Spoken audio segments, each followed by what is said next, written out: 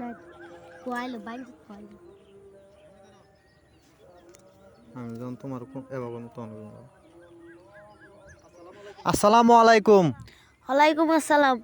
সাহেব। আমার আব্বা খুব অসুস্থ, তারা হাসপাতালে লয়ে যাবো, আমারে টাকাটি দেন। কি কিসের টাকা দেবো তোকে?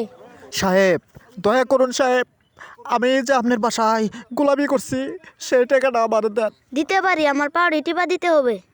আচ্ছা ঠিক আছে সাহেব, আমি তাই করব।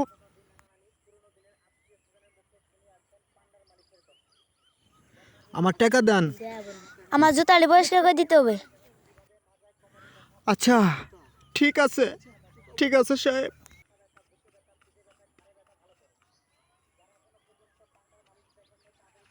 সাহেব টাকা দেন। টাকা বাসায় যেয়ে নিয়ে আসবি।